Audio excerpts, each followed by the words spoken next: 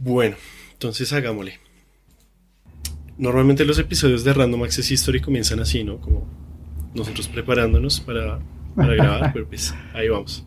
Y empieza a sonar tuntur, Turun, turun, tun, tun, tuntur. turun. Listo.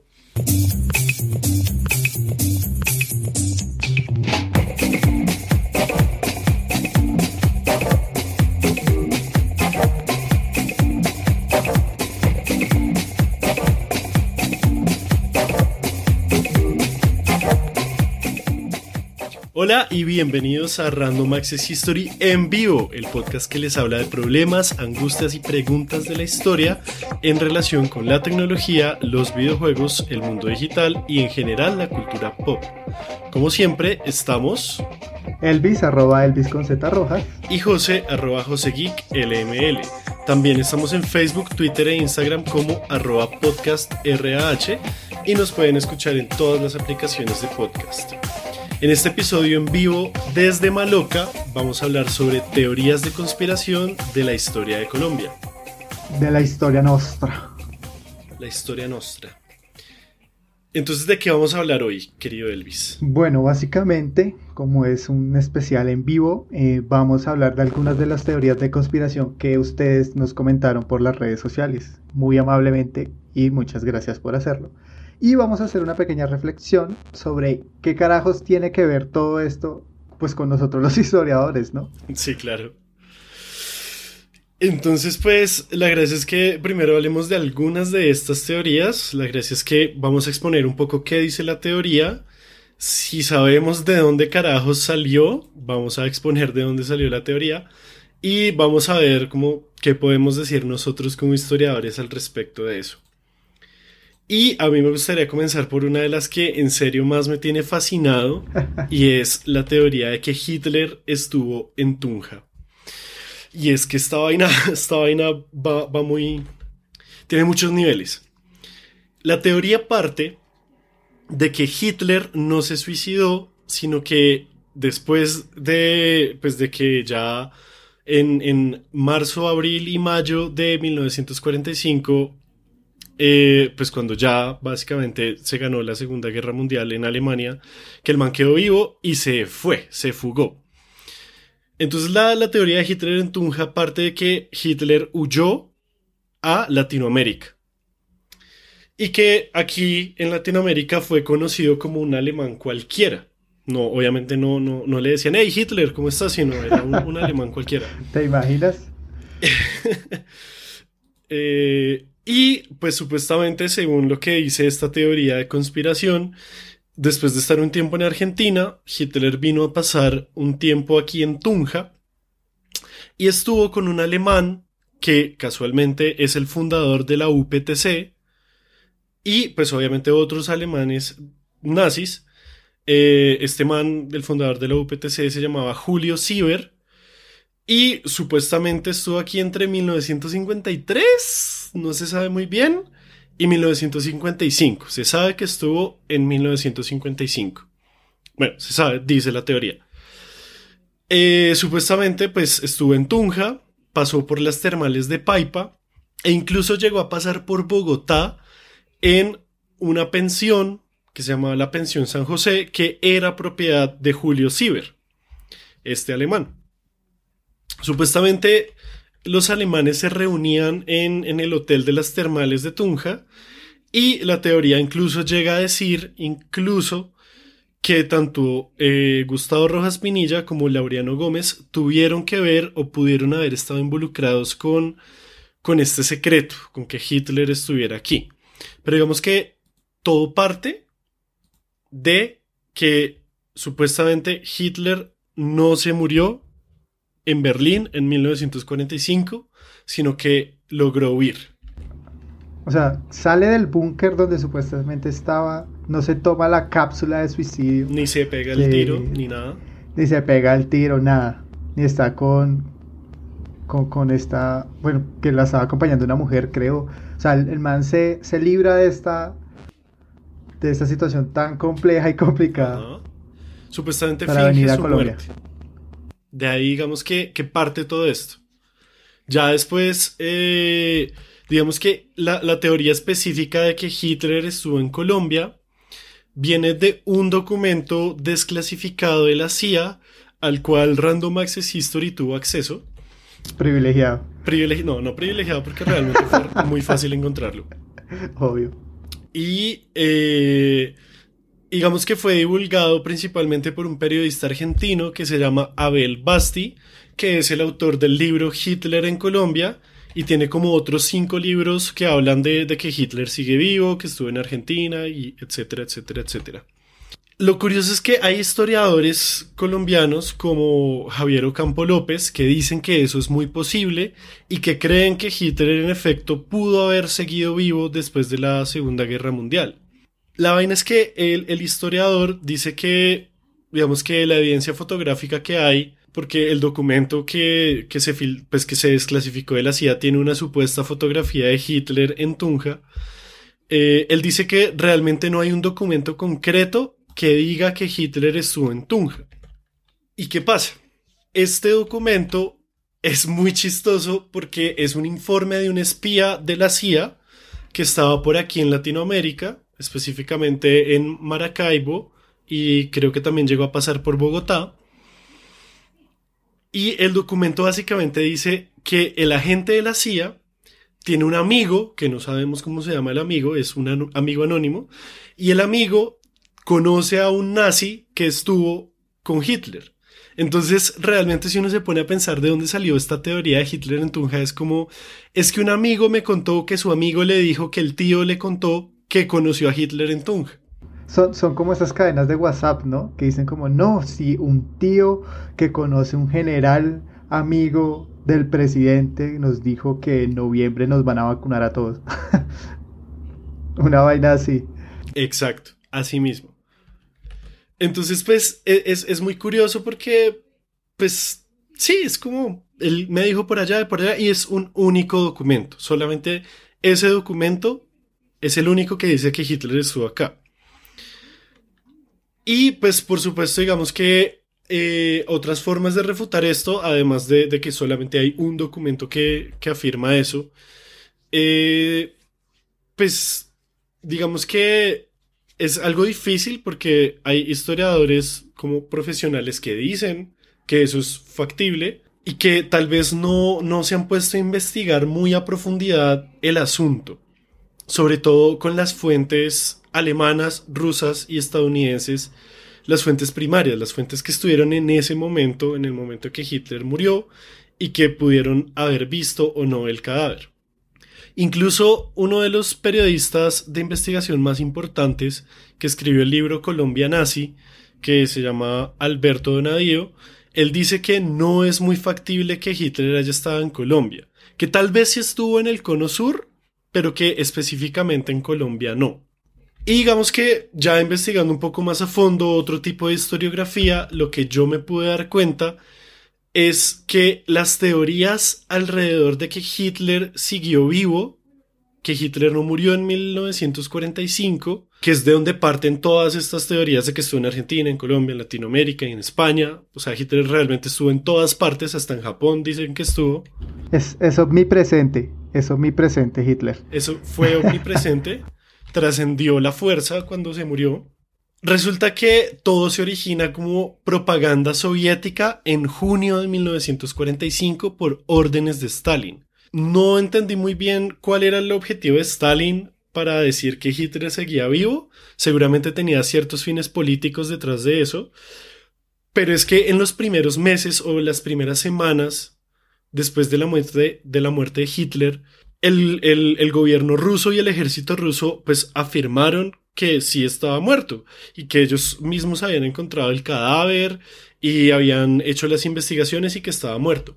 Fue un poco después, por órdenes de Stalin, que se empezó a propagar un montón de rumores o que se retractaron o que simplemente no comentaban al respecto. Y estos rumores o esta información incompleta se empezó a reproducir rápidamente en Europa y en Estados Unidos a través de citas dudosas, de investigaciones hechas a medias y demás. Entonces, pues básicamente, incluso en noviembre de 1945, un investigador británico concluyó que tanto Hitler como Eva Braun se habían suicidado y que había testigos oculares de la muerte de él, que dejaron además registro de eso, como el ballet personal de Hitler. Parce, es que incluso History Channel dice que Hitler sí murió. O sea, en una investigación que mandó a hacer History Channel para un show de ellos, llegaron a la conclusión de que sí se había muerto. Entonces, pues, o sea, parce, si hasta History Channel dice que eso pasó, pues yo creo que ya hay un consenso en la comunidad académica e incluso en la comunidad de medios de comunicación. En History también es un poco conspiranoico, si nos ponemos a pensar, ¿no? O sea, es bastante conspiranoico, tanto en sus documentales, en sus investigaciones, y pues es que es muy jodido que Hitler salga de esa situación tan berraca. Y, es que es muy, muy, muy loca esta teoría. Y además, en serio, ¿qué carajos va a venir a hacer en Colombia? O sea, y en Paipa, en Tunja. Vale, listo, había un nazi dirigiendo una universidad recién inaugurada, pero hasta ahí, ¿qué? Entonces, realmente a mí lo que me queda de moraleja de esta teoría específicamente es que a veces simplemente es más fácil creer algo fácil que realmente como lo más complejo. Y realmente, como muchas otras teorías de conspiración, es muy difícil creer que tanta gente pueda mantener un mismo secreto. O sea, si organizar gente para tener una reunión de trabajo en un día específico o una hora específica es difícil, ahora imagínese cómo es organizar gente para que mantengan uno de los secretos más cuidados del mundo. Es muy jodido. A mí lo que me preocupa un poco es, en el documento de la CIA sale una posible foto, ¿no? Y es Hitler súper, súper idéntico, o sea, es lo mismo. Si uno va a escapar de un país donde casi todo el mundo te está buscando, y Hitler que tenía un estilo muy, muy particular, ¿por qué carajos te dejas el mismo corte, te dejas el mismo bigote y utilizas casi la misma ropa que siempre has utilizado? O sea, o el man quería hacerse notar, o si es que está, obviamente no está, él está muerto. Pero pues en esa foto me parece muy chistoso que si alguien huye, pues se cambia. En las películas todo el mundo se hace una cirugía plástica. Hasta Krusty lo hizo para huir de la mafia. Y es que, digamos que alrededor de eso hay muchas más teorías. Digamos que nosotros nos centramos un poco en lo que era Hitler en Tunja. Pero pues también hay teorías de que el man se hizo cirugías plásticas, cambió de aspecto. Incluso hay varias teorías de que primero salió en avión, luego en submarino, que fue a Japón, que fue a España, que luego vino a Argentina, etcétera, etcétera. Pero a la conclusión que yo leyendo historiografía llegué es que realmente el consenso de los historiadores que se dedican a trabajar la Segunda Guerra Mundial es que efectivamente las pruebas dicen que Hitler murió en ese momento. Y tenemos otra teoría, ¿no? Tú investigaste otra de las teorías que nos fueron llegando por ahí. Cuéntame sobre eso. Sí, sí, sí. Yo estuve analizando una teoría que es muy conocida aquí en Colombia sobre las elecciones de 1970. Bueno, para empezar, ¿qué nos dice esta teoría? Básicamente que alrededor de esas elecciones presidenciales de 1970 se presentaron algunas presuntas irregularidades que favorecieron al candidato ganador. Entonces, nos dicen que el domingo 19 de abril de 1970 se realizaron en Colombia pues las votaciones para elegir presidente de la República, ¿no? Normal, todo iba transcurriendo bien, la gente estaba dispuesta para ir a votar. Los candidatos eran Misael Pastrana, papá de Andrés Pastrana. Lamentablemente. Este man era pues abogado, lamentablemente. Era abogado, economista y embajador en Washington. Este era el candidato del Frente Nacional. ¿Sí se acuerdan? El Frente Nacional, el pacto entre liberales y conservadores para alternarse al poder. No te preocupes. Sí, también. Eso echaban cháchara como un berraco. Pues para alternarse el poder, ¿no? El otro candidato era Gustavo Rojas Pinilla, el de los memes que tanto nos gusta usar, a mi general, quien estuvo a cargo del país, pues gracias a la Junta Militar del 13 de junio de 1953 al 10 de mayo de 1957. Muchos denominan a su periodo como una dictadura blanda. La verdad es que pues hubo ahí varias represión de comunicación, expresión de libertad, bueno, en fin. Él decide inscribirse con su movimiento Alianza Nacional Popular, o la muy conocida ANAPO, que por ese entonces era una coalición que agrupaba a los disidentes liberales y conversadores, no sé por qué tengo ese conversador ahí metido, conservadores, que estaban en desacuerdo pues con el Frente Nacional y todo esto. También se presentaron otros disidentes, que era Belisario Betancur, que después se hace presidente, y Sefardí Evaristo Sordís, un conservador costeño. Sin embargo, pues todo se centró en Pastrana y Rojas, ¿no? Esto representaba como la confrontación más significativa, porque era como establecimiento versus antiestablecimiento, pero pues no era algo así, pero en ese tiempo se veía así. Entonces, como les decía, todo iba bien, un domingo, el super plan del domingo era ir a votar. Planzazo de los domingos, por supuesto. ¿Qué mejor plan? Pues ley seca, todo, mejor dicho. Y listo, llegaron las 4 de la tarde, se cerraron las urnas, el típico tío que llegó tarde y no alcanzó a votar, pues paila. Y entonces cuando empiezan a hacer el conteo de votos, pues Gustavo Rojas Pinilla empezó llevando la delantera, ¿no? El problema viene en la noche de ese 19 de abril. El ministro de ese entonces de gobierno, que se llamaba Carlos Augusto Noriega, ordenó a la radio que no divulgara los resultados globales, que la única fuente confiable que tenían eran los boletines que estaba dando la registraduría. Ese era el veredicto definitivo. Entonces, muchas de las estaciones de radio que estaban lanzando sus comentarios de la votación, pues generando especulación, obviamente, pues se silencian.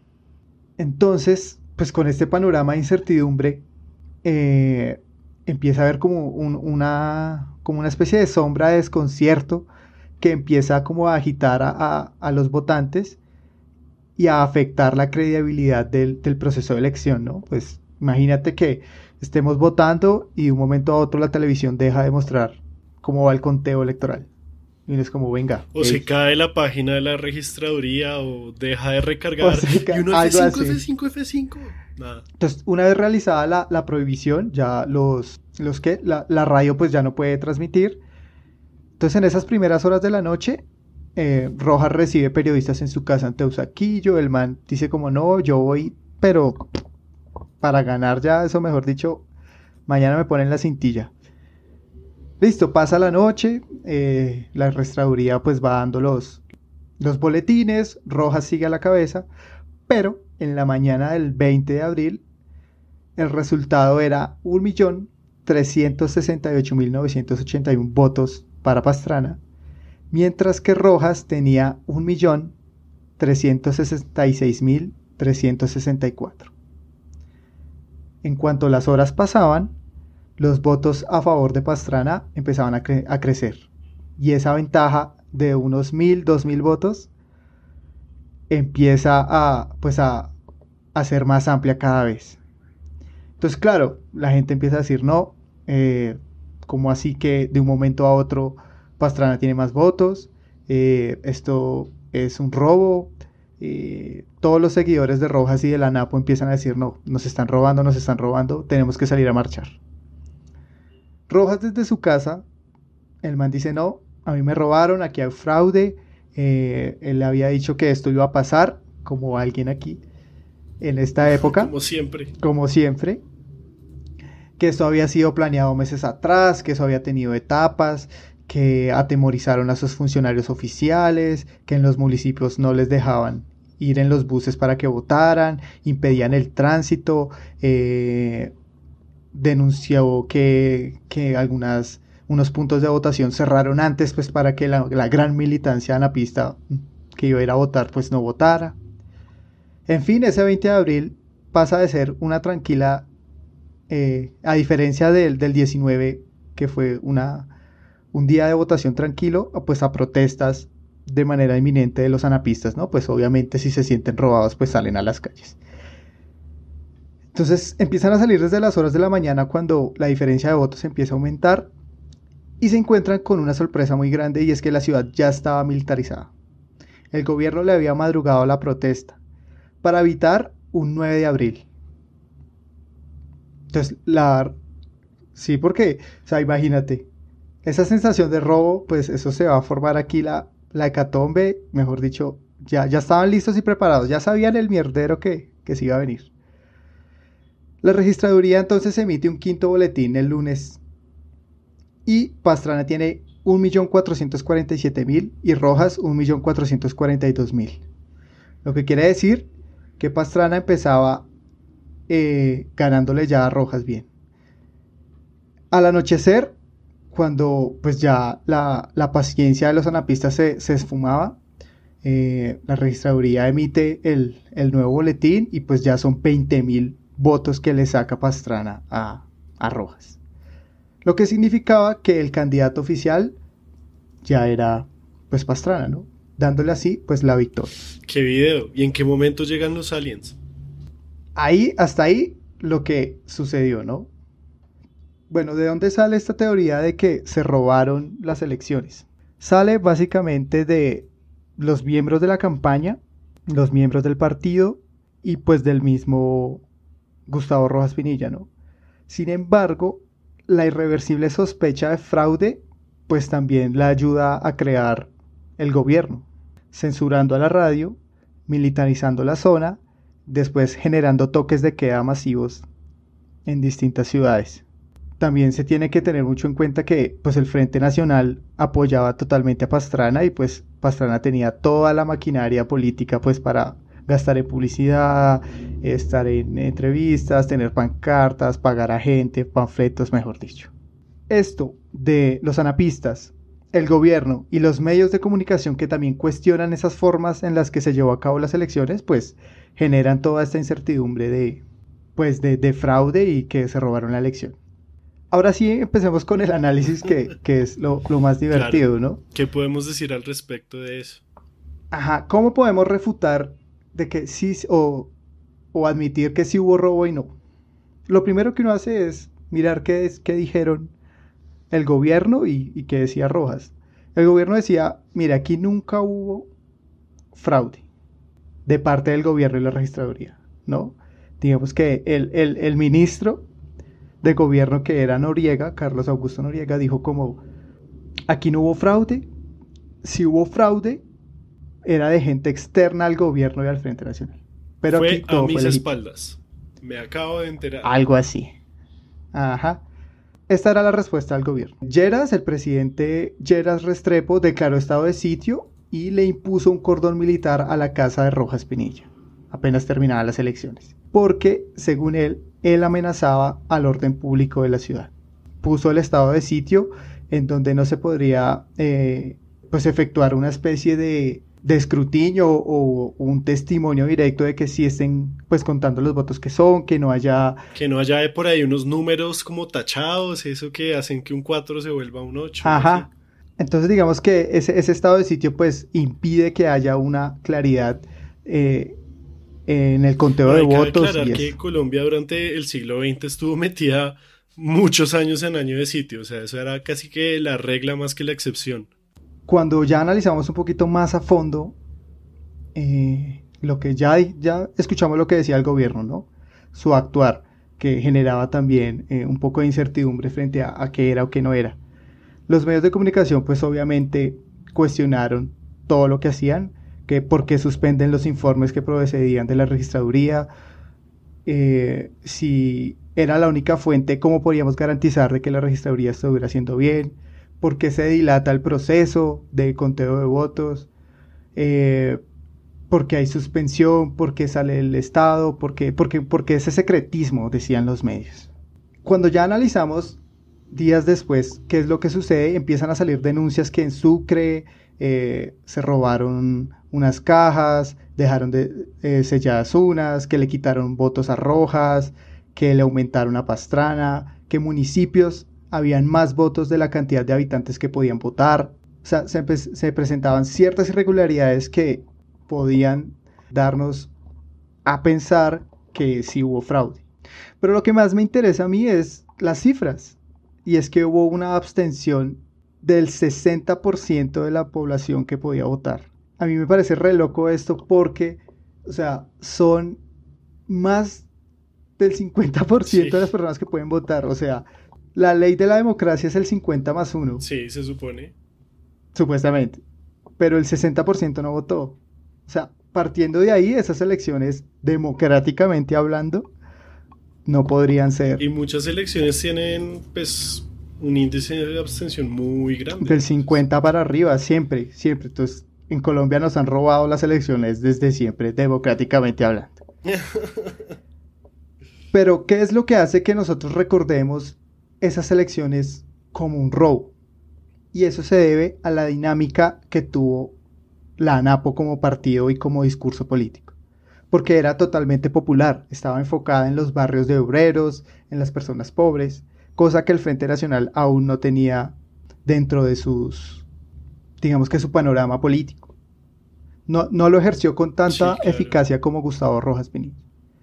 Entonces, al ser la gran mayoría que apoyaba a Rojas o estaba de acuerdo en algunas cosas con su discurso, y es el representante, el candidato presidencial que pierde por una diferencia mínima, con una serie de irregularidades en el proceso electoral, pues obviamente va a marcarse en la memoria colectiva del pueblo.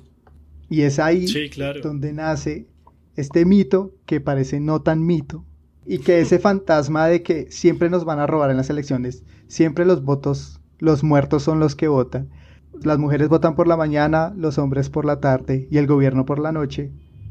Es ese fantasma que nos persigue, y pues que es todo este robo de las elecciones en 1970 pues da pie para que nos demos cuenta que pues que en Colombia las elecciones siempre han sido álgidas y hay una desconfianza total con el electorado nacional. Esa es mi teoría de conspiración. Esa es tuya, tú te la inventaste. Sí, yo me la inventé solito. No tuve que leer artículos ni nada, ni ver documentales, nada. Ah, también hubieron agentes de la CIA. Ah, ¿también fuera eso? Sí, Rojas era un gran informante de los Estados Unidos. Se quería reunir con Nixon. En un documental que me vi, que es una locura, hay videos de la época en que reconocen a unos agentes de la CIA, a unos gringos que estaban por ahí sin nada que ver. Bueno, pero para esa época todavía era un poco normal que hubiera agentes y espías por ahí.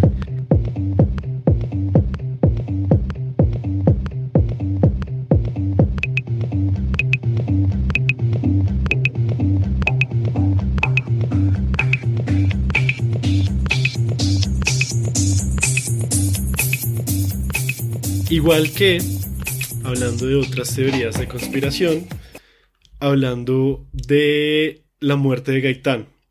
Y es que cuando ocurre un magnicidio de estas cosas, da pie para que haya como muchas teorías alrededor, no tanto de quién jaló el gatillo, sino quién está detrás de eso. Se crea como una nube de teorías.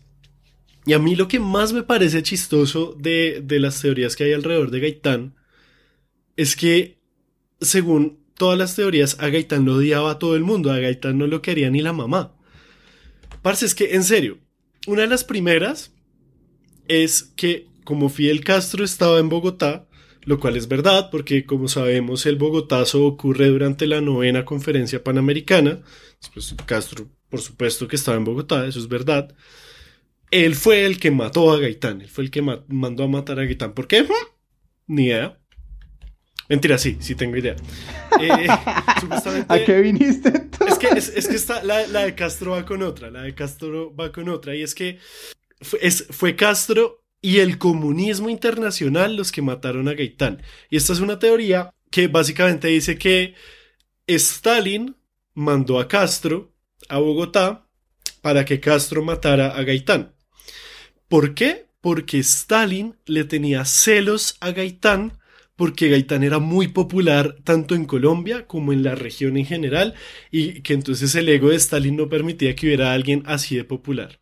Y que además de paso, Stalin es responsable no solo de la muerte de Gaitán, sino de unas supuestas 4.000 personas que se murieron durante el Bogotazo. Eso dice una de las teorías. Otra, que es más que nada de la época, que recuerdo que Archila nos contaba que en ese momento dijeron que el comunismo había matado a Gaitán, que los comunistas eran los que habían matado a Gaitán. Y aquí es donde viene lo que me parece chistoso, y es que hay otra teoría que dice que fue la CIA, en una vaina que se llama la Operación Pantomima, que supuestamente la CIA, pues obviamente estaba viendo a Gaitán como una amenaza por sus ideas socialistas, entre comillas, y un agente de la CIA que estaba espiando en Bogotá, al ver eso, el man se acerca a Gaitán e intenta sobornarlo para que no se acerque a la presidencia. Píllate lo que le ofrecen. El combazo. Un gran combo, es que ni siquiera como casa, beca y carro, no, mejor, mejor. Mira, le ofrecen un puesto de cátedra en la Sorbona o en la Universidad de Roma. Además, le enciman un apartamento o en París o en Roma. Además, le encimaban 2 finquitas en Bogotá, una en la Sabana y otra en los Llanos. Y por si fuera poco, le encimaban de ñapa, le aseguraban educación para sus hijos.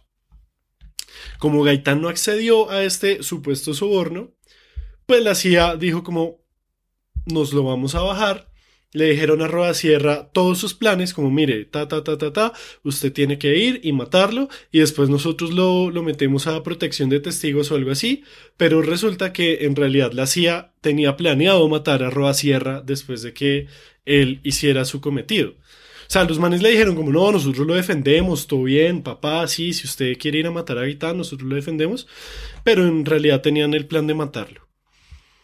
Esto, digamos que esta teoría de la CIA viene de un documental cubano que se llama Operación Pantomima, que es lo que dicen todo esto. La verdad no lo pude ver, no sé si tienen fuentes, pero pues está eso. Y por supuesto la otra teoría es que fue la oligarquía colombiana los que mandaron a matar a Gaitán, básicamente pues los conservadores y el ala del liberalismo que no era gaitanista. Pues la de Castro es muy chistoso porque la popularizó Paloma Valencia en un debate en el Senado contra Petro.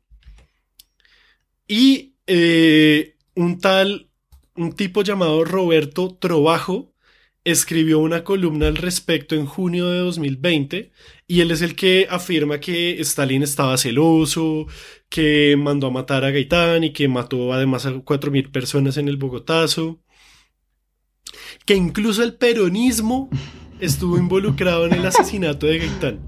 O sea, imagínense, metieron a Perón en este asunto. Y pues nada, digamos que alrededor de Gaitán hay demasiados mitos, o sea, es una de esas figuras que le caben muchas cosas, le caben miles de tesis, pero a su vez le caben miles de ideas. Es un personaje del que unos dicen, no, es que era un facho, es que era un nazi, otros que dicen, no, es que era un comunista, y tal vez ahí es que uno entiende por qué las teorías son tan diferentes, ¿no? Porque, o sea, ¿cómo así? O sea, si unos dicen que lo mató la CIA, Estados Unidos, y otros dicen que lo mató Stalin, ¿qué ideología tenía Gaitán entonces que le estaba cayendo tan mal a todo el mundo, Ala? Lo que nosotros sabemos es que realmente no importa tanto como quién lo haya matado a mandar o quién jaló el gatillo, porque pues igual las fuentes de la época, las investigaciones que hay, la historiografía que hay aquí escrita en Colombia, todos coinciden en que fue Rodasierra, coinciden en la hora, en lo que pasó en los minutos y horas después de eso.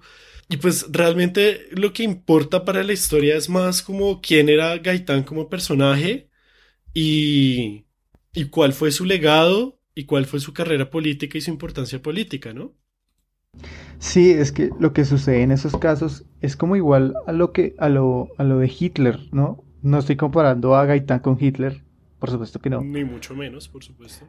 Pero sí, es como esa forma en la que Gaitán movía masas, se comunicaba, su forma de discurso que tenía y el impacto que tenía. Y de esto hablaremos un poquito más adelante, pero es como que a veces un evento tan simple, pues que es la muerte de un hombre, lo quieren volver tan complejo y darle como un pasado, no, sino como como capas de significado cada vez más profundas y Sí, buscar algo donde realmente no lo hay, diría yo.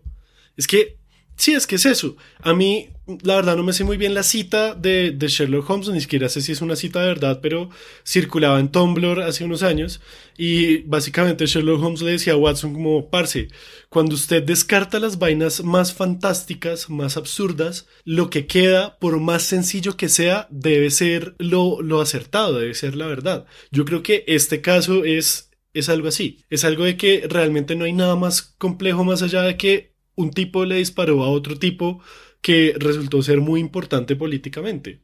sí, total. Y esto también nos lleva a nuestra cuarta teoría, que son los masones construyeron las independencias de Latinoamérica. Chon, chon, chon. Esta teoría nos dice que las sociedades secretas de los masones fueron los que impulsaron la independencia latinoamericana. Y ahí quiero hacer un primer comentario, espérate, porque es que a mí se me hace muy chistoso que los masones sean una sociedad secreta, pero todos sabemos que existen, tienen sitio web. Entonces eso, ahí yo ya empiezo a decir como, tal vez no son la sociedad de reptilianos que nos hacen creer que son, pero bueno, sigue. Listo, entonces que Bolívar sostenía unas reuniones secretas con lo que aparentemente eran unos masones, que todos los grandes personajes, héroes de la patria eran masones. Listo, ese es lo que nos dice esta teoría, ¿no? ¿De dónde sale? Básicamente, pues, de la existencia de múltiples organizaciones, de logias, de cartas secretas que se enviaban, como ese aspecto secretista y de silencio, de escabullirse que De élite tenías. también. Ajá, de que solo las élites pueden estar. Bueno, ¿qué podemos decir de esta teoría? Los masones sí existen, obviamente.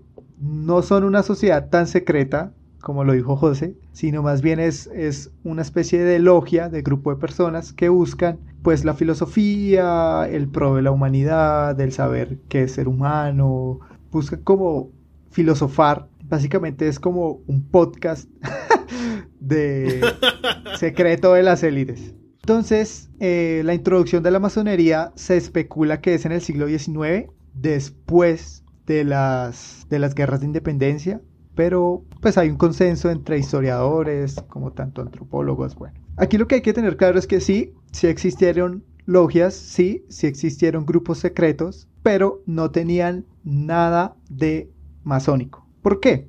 Ok. Resulta que estas logias tomaban aspectos muy similares a los masónicos. Utilizaban varios símbolos, utilizaban saludos secretos, juramentos, reuniones. Digamos que utilizaban todo el modus operandi de los masones, pero con fines totalmente distintos. Ya no buscaban el pro del hombre, la filosofía de las cosas, de las personas, filosofar en pro de la humanidad, sino que tenían objetivos políticos y revolucionarios. Y ahí pues partimos de una total diferencia, ¿no?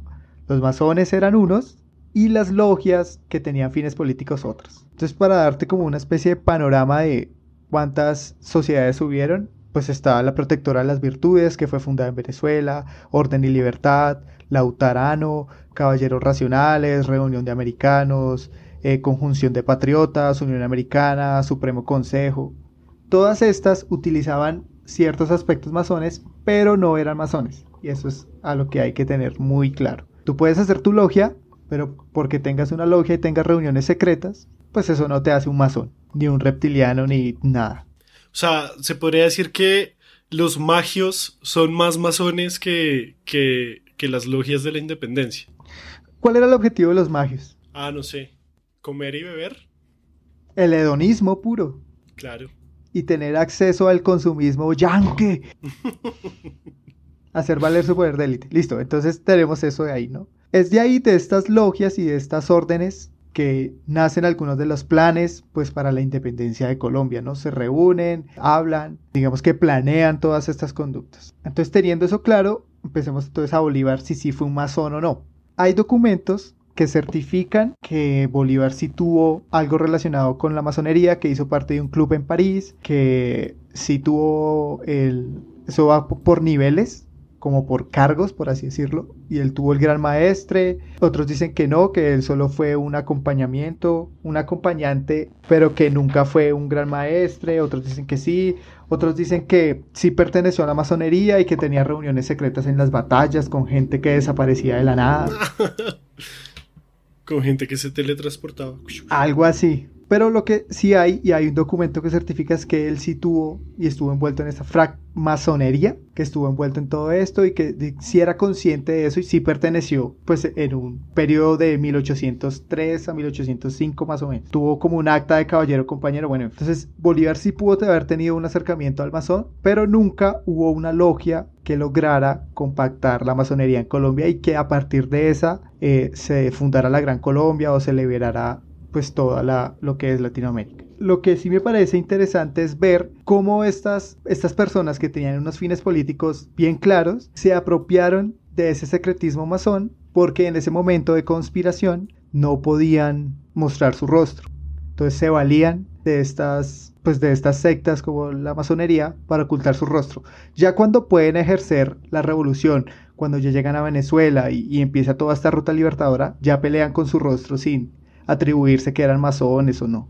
Esa sería la conspiración no conspiranoica de los masones en Latinoamérica. Claro. Entonces, teniendo como estos 4 grandes ejemplos, queremos como ir cerrando en estos 15 minutos que nos quedan, preguntándonos el cómo se forma una teoría de conspiración, por qué la historia puede llegar a ser diferente y pues qué podemos decir nosotros los historiadores alrededor de eso, ¿no? Y pues digamos que estas teorías se forman por muchas razones. Unas pueden ser políticas, como por ejemplo las diferentes versiones del asesinato de Gaitán. Por supuesto que hay algo político detrás de eso, porque hay gente a la que le conviene decir que fue el comunismo, que fue la izquierda internacional, como hay gente que pues le parece más conveniente decir que fue la CIA y el imperialismo yanqui. También se puede formar porque muchas veces la gente empieza a buscar patrones donde no los hay, y eso es algo que como que el ser humano hace muy seguido. Por eso es que a veces hay religiones, hay pensamientos mágicos, hay ese tipo de cosas, y es bastante interesante eso, ¿no? Y sobre todo como tener una necesidad de sorprendernos por algo, porque a veces estamos muy aburridos con lo que pasó y hay una necesidad de ponerle más y más capas de significado, es decir, no, esto tiene que ser más profundo, cuando pues tal vez simplemente fue algo mucho más sencillo de lo que era. Sí, a mí me parece que ese es como un aspecto fundamental, ¿no? El de crear patrones donde no los hay, o son patrones muy, muy débiles que por simple razonamiento común o sentido común uno dice es que mire, eso pasó y pues esto pasó aquí igual, entonces por lo tanto así fue. Y sí, la necesidad de sorprender es fundamental. O sea, algo tan grande no pudo haber sido tan simple, tiene que haber algo detrás, tiene que haber siempre algo detrás, tras bambalinas. Esto pasó. Lo que podemos ver ahí es que dudar de lo que se sabe que es verdad, ¿no? Sí, eso es un tema muy denso, porque es que muchas veces estas teorías pegan en la medida de que si uno sale con un argumento, no, pero es que mira, yo tengo estas fuentes que dicen que pues que Hitler sí se murió, mira, y tenemos estos testimonios. Y seguramente la persona que cree en la otra teoría te va a decir como, ay, pero es que les pagaron, es que ellos están ocultando algo, todos están ocultando algo. Sí, y ese tipo de pensamiento, aunque de vez en cuando puede ser saludable, en la medida de que uno dude de las cosas que no tienen una base sólida, como por ejemplo la ciencia, o la historia que el 99% de los historiadores están de acuerdo. Eso puede llevar a caminos muy peligrosos cuando, pues lo que hablábamos el episodio pasado con Sebastián, de que muchas veces la gente empieza a creer otras cosas, entonces empezar a dudar de todo y empezar a pensar que todo es una conspiración nos puede llevar a ser terraplanistas, nos puede llevar a ser antivacunas, o nos puede llegar a ser, qué sé yo, negacionistas del conflicto armado.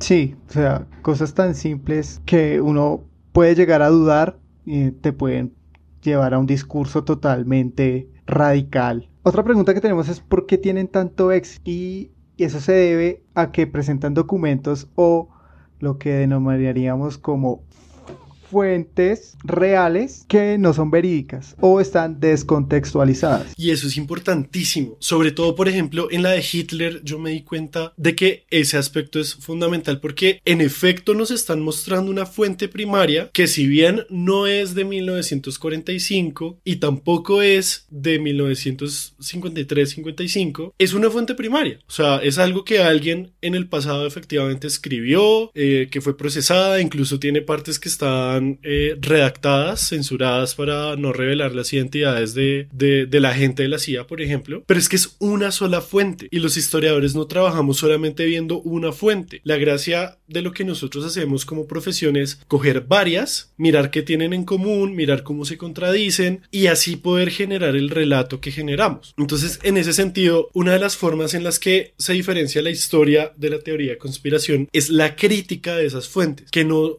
leemos lo que dice ahí y lo tomamos como verdad de una vez, sino que la situamos en un contexto histórico particular, un contexto político, social, la comparamos con otras fuentes de similar procedencia o que intenten incluso contradecirla, a ver qué fue lo que pasó y sobre todo por qué.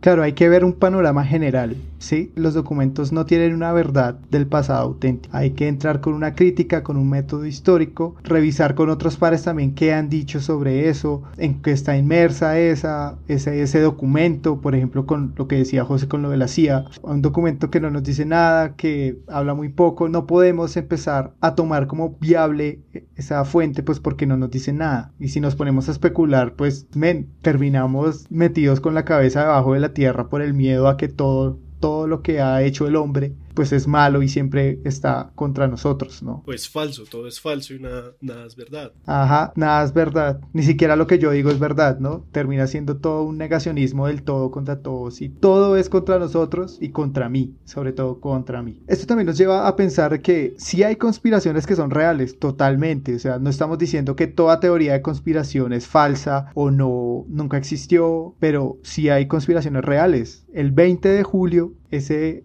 problema con el florero fue una conspiración y sabemos que fue una conspiración y fue llevada a cabo y fue real y todo nace de ciertas personas que deciden aprovecharse de un momento específico para generar un caos y así pues lograr una independencia. Sí, claro, pues obviamente ahí no estaban pensando de una vez en una independencia, sino pues que tal vez, o sea, la vaina también es que muchas veces se le atribuye a personajes históricos o a hechos históricos que estaban planeando desde el principio que la historia pasara como pasó. Seguramente cuando los criollos planearon la revuelta del florero en ese día de mercado, seguramente no estaban pensando que 9 años después estaría Bolívar en Boyacá echándose plomo con el ejército de Morillo, ¿sí? Siendo masón. Y seguramente siendo masón. Y seguramente Bolívar cuando estaba en Boyacá no estaba planeando que 10 años después, 12 años después se estuviera deshaciendo la República de Colombia. Sí, entonces eso también es algo que me parece interesante de esas teorías que muchas veces dicen como no, es que Stalin mandó a matar a Gaitán para matar a 4.000 personas en el Bogotazo. No, obviamente no fue Stalin, pero a lo que voy es que los actores históricos actúan sin saber qué es lo que va a pasar después y no hay forma de predecirlo. O por ejemplo, otra conspiración, entre comillas conspiración que podría ser real, es el pacto entre liberales y conversadores que llevó al Frente Nacional. O sea, los pactos de Sitges y de Benidorm, que son 2 ciudades en España, donde se reunieron Laureano Gómez y Lleras Camargo, si no estoy mal. En la que los manes que eran básicamente los líderes de los partidos tradicionales, ahí fue donde se sentaron y conspiraron o negociaron como oiga, tenemos que ponernos de acuerdo porque ese generalito allá nos está queriendo arrebatar el poder y nosotros somos los 2 partidos tradicionales y el CBY, ¿cómo voy yo? Eso podría ser considerado perfectamente una teoría de conspiración que realmente pasó y hay fotos. De hecho, en los memes que subimos de Bernie salen uno de esos 2 pactos. Y pues que obviamente ellos seguramente cuando estaban negociando esos pactos no se imaginaban que en el 70 iba a llegar Rojas Pinilla y hubieran tenido que robarse las elecciones o qué sé yo. Sí, claro, o sea, es que no se piensa eso. Por ejemplo, nosotros, hablando desde el presente, no sabemos qué va a pasar más adelante, no sabemos si todo el proceso de vacunación sí va a funcionar, no sabemos si las dosis van a llegar, o sea, todo esto es complejo, pero cuando uno está analizando el pasado, tiene que entender que ellos no eran conscientes de ese futuro que les iba a llegar. Y esto pasa con las teorías de conspiración. Como ya saben, tienen todo ese panorama de qué sucedió, pues es que es simple entonces unir y atar cabos con cosas que en ese momento no tenían ninguna relación, pues para explicar cómo se desarrolló ese evento. Es ahí donde esas teorías de conspiración toman su fuerza y pues muchas de las personas creen que eso sí sucedió, que sí fue así, cuando en verdad pues no hay ningún sustento histórico, hablando netamente de la historia, y no, como documento no me refiero a un papel o una fotografía, sino en verdad que haya sucedido eso. Sí. Y yo digo que ya para cerrar, yo me quedo con que muchas veces esto también pega porque a veces es mucho más difícil explicar la complejidad de la historia que, o sea, es más fácil hacer la teoría de conspiración.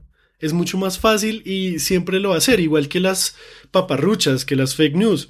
Siempre va a ser mucho más fácil explicarlas y creer en ellas que explicar lo contrario, explicar lo que se acerca más a la verdad. Que igual la verdad histórica es una verdad que cambia con el tiempo, pero pues, o sea, va a ser mucho más difícil explicar como no, mira, lo que pasa es que en la Segunda Guerra Mundial Stalin empezó a hacer propaganda porque X y Y razones y todos los que están diciendo que Hitler está vivo en realidad no fueron testigos oculares o fueron citas sacadas de contexto, etcétera, etcétera, etcétera, y ahí nos podemos quedar con el otro diciendo, no, es que fulanito dijo qué tal.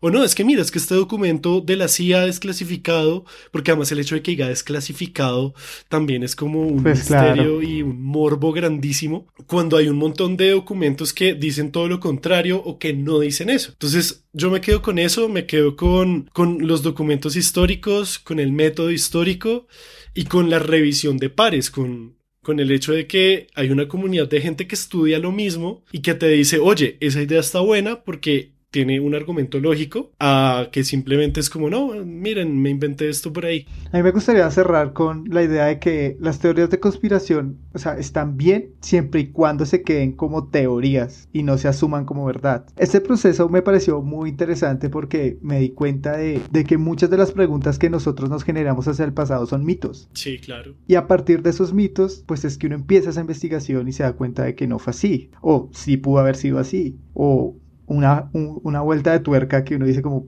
esto sí, nadie lo sabe, ¿qué carajos pasó acá? Entonces, en cierta medida son buenas, pero el problema está en cuando las asumimos como verdad. Sí, entonces pues nada, muchas gracias por escuchar, por acompañarnos en este episodio en vivo de Random Access History. Gracias también a Maloca por ofrecernos el espacio, a Tatiana, a Diana, a Michelle. Realmente la pasamos chévere, yo me divertí mucho. Sí, la investigación de las teorías fue muy, muy bacana. Esperamos más adelante retomar otras que nos enviaron y que pues por obvias razones de motivos de tiempo no pudimos, Ajá. pero súper. Recuerden que pueden escuchar los otros episodios de este podcast en Spotify, iTunes, Google Podcast, en todas las aplicaciones de podcast que ustedes tengan. Si nos quieren apoyar más, pueden recomendar este podcast con sus amigos, colegas, familiares y hasta con sus compañeros de teorías de conspiración. Pueden seguirnos también en Facebook, en Twitter, Instagram como podcast@RAH de Random Access History para ver nuestros memes, cosas que nos gustan, historias aleatorias que contamos por ahí. Y pueden apoyarnos siendo nuestros mecenas en patreon.com/Random Access History, donde de paso reciben cosas extra como un contenido que vamos a sacar con más teorías de conspiración y videollamadas en las que básicamente charlamos así como estamos ahorita. De nuevo, gracias por estar aquí. Se despiden como siempre quien les habla Elvis, @Elvis con Z Rojas. Y José Nicolás Jaramillo, @JoséGeekLML en todas las plataformas. Muchas gracias y esperamos que nos sigan escuchando en nuestro podcast. Chao, chao, chao, chao. Goodbye.